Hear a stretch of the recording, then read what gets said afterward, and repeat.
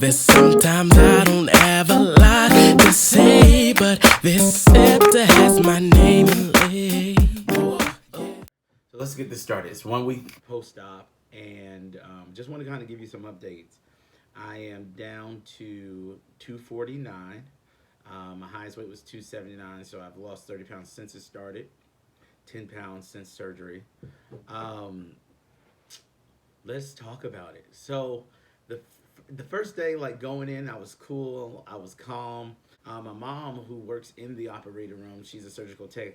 She was able to like kind of explain some things. I've watched a bunch of YouTube, so for me, it was just like at this point, we're here. I prayed. I had oil. I'm Pentecostal, y'all. I believe in that. I put oil on myself. I bathed with the things they asked me to bathe with. So on the way there, the hospital was about 45 minutes. I got there they told me to check in at 8:30. At 8:30, the nurse was already there. So as I'm checking in, the nurse is there ready to bring me back. I thought that was kind of quick, but I'm like, oh man. So I get back and right away they start coming. They anesthesia. The nurses come, and I'm sitting here like this is moving fast. I've changed my garments and everything, um, and then I'm cool. Like so I took a picture, to send to my group. Reached out to my family like I'm here, pray for me and stuff like that. Um, the minister that took me, we prayed. I was good. It was when they came back to get me, and I realized at that moment it was here. Like the moment was here. This moment I've been working for. This moment I've been praying for. It was here, and I got a little teary eyed. I did. I got a little teary eyed. So they take me in, and before you know it, they're like, So I already knew certain things was gonna happen. So they're like, hey, we're gonna give you some oxygen. So I'm like, is this the moment that um, it goes down? And they were like, no, and it was. I believe so. I was knocked out. I woke up, and it's crazy because I remember waking up from anesthesia after the surgery was over. I want to be specific. It was after the surgery was over, and just being like I remember them like, "Calm down, Mr. Russell. Calm down, Mr. Russell." So obviously, I had some type of response to waking up. Next thing you know, I was in, you know, um, the after surgery room. So I'm there and I'm cool. I don't know nothing that's going on. Every once in a while, I'll wake up to talk to her and I'll go right back to sleep. The next thing you know, I'm going into my room. And I'm in my room. I'm still in and out of sleep. And they're telling me, you want to walk. You want to walk. But I have to tell you the truth. I was in pain. I was in so much pain. And they said that the pain I was in, and I actually believe it now, was because of the gas that, you know, I don't want to misquote or anything wrong, but the gas that they pump you up with so that they can actually do the surgery was just like in my chest. And I was struggling. I was in a lot of pain. So I tried to walk around the unit to help me. That didn't help me. I was in a lot of pain, and not only that, but then the medicine they were giving me was liquid painkillers. That was not good for me. Oh my god. So first time I took it, I thought I could only take about like this much, and I was supposed to take two things like this, and I couldn't take it. Then the second time the nurse came, I couldn't take it, um, and the last time they tried to give it, I threw up. So I had vomited 3 days my first day, and that wasn't really good.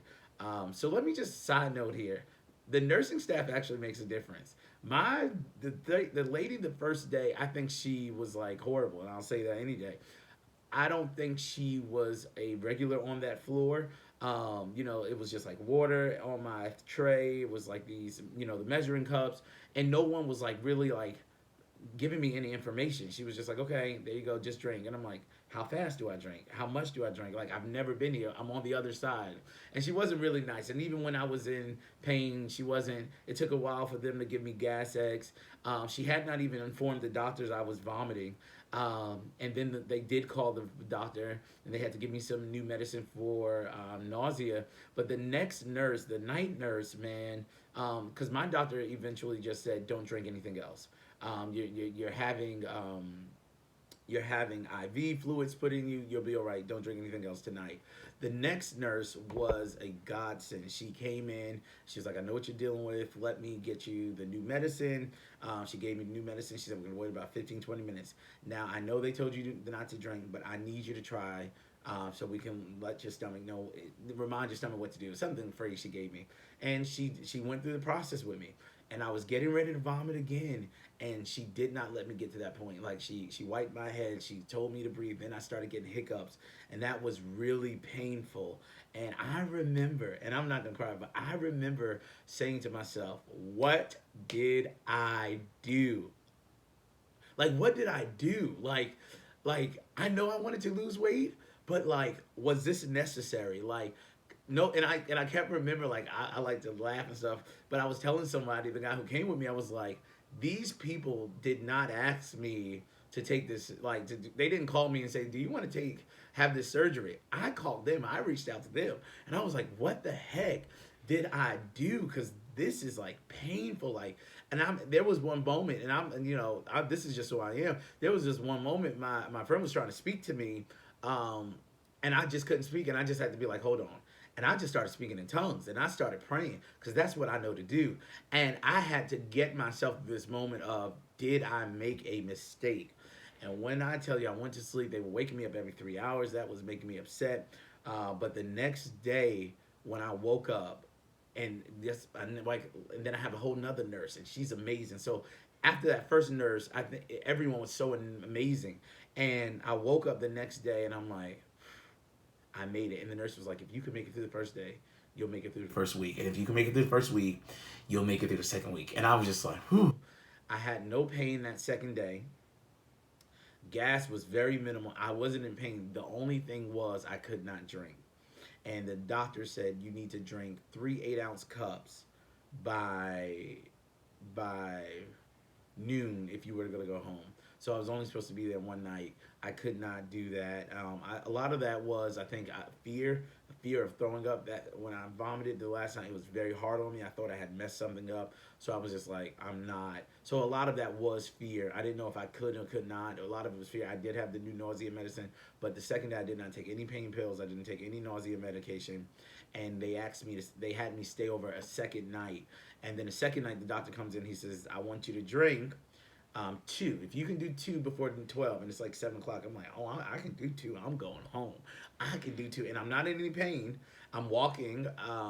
I can do 2, right? So 1 cup had to be water, and then the next cup had to be the apple juice because he wanted to know if I could drink something other than water, and it stay down, and I did. And actually, they should never. I'm bad with juice. Like, I love juice. I would drink my calories. I'm telling you. So they should never let me know that I could drink apple juice because I've been struggling ever since. I thank God. Thank you, Jesus. Anyway, so the next day, I went home. I didn't have any pain. Even to this day, I have not taken any pain medications. I came home. My mother flew in from New York. I tried not to do too much, and I didn't. Every once in a while, I would feel a little pain. My incisions didn't really give me any issues or anything like that. And my mom, who's also had surgery, she had the gastric bypass, said this phrase to me, and it just really helps me. Like, what a difference a day makes. What a difference a day makes. Like, so that first day when I didn't think, like, I'm like, what did I do? I did something wrong. When I vomited, I messed something up. And the next day I'm like, ooh, I feel so much better. So it was just like, what a difference a day makes. So I'm taking my medication. I'm taking my vitamins. We're slowly progressing those in. Can I tell you what is saving me? Tomato soup. The broth is good and stuff like that. But tomato soup is like my best friend right now. Tomato soup, Premier Protein. I don't know if you can see it. Shameless plug. Vanilla and chocolate. Everything else is just weird. And ice pops. I'm loving ice pops. So I'm at 249. 1 week post-op. I made it. I feel good. Do I see changes slightly? But I don't want to be like too affectatious and be like, hey, yeah, I see changes. But people who I haven't talked to since I went into the surgery when I FaceTime them, they're like, man, I see a difference. I'm like, okay, well, I see myself every day, so that's different. One of the things I'm trying not to do is weigh myself daily. Um, it's not good. I'm trying to keep myself to weigh myself a week so I don't get discouraged. Um, Family support has been great. Friends have been amazing. And just knowing that someone supports you. And one of the things I'm trying to realize, just because I don't feel bad doesn't mean I'm not still healing. And that'll preach. But just because, like, oh, I can feel like I can get up, sit down, and things of that sort, walk, doesn't mean I'm still not healing. So I still have to be mindful and be careful. I did mess up. Randomly, I went to my church's office, and while I was there, I had a mint on my desk, and I took the mint, and I chewed it, and I bit it, and then I swallowed it. That did get me sick. I wasn't thinking, I was just chewing and talking, and then I bit it and swallowed it. That was a good one night. I did mess up. Another second mess up, right? The second time I messed up because I had a Powerade in my church's office. So I started sipping on that while I was at the church.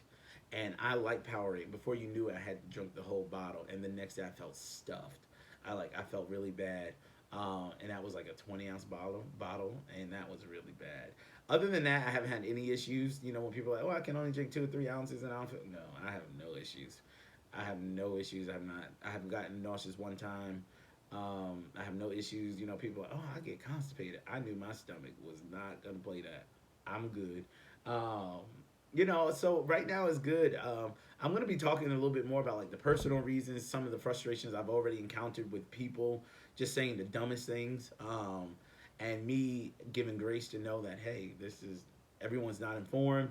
Um, and then just battling if I want to do this vlog, like, do I want to be known for my weight loss, or is there something else I would prefer to do that help? I don't know. So I've been battling even with these videos, but I'm just gonna do it until I don't want to do it anymore. So subscribe, like, and let's just go on this journey. So I'm 1 week post-op.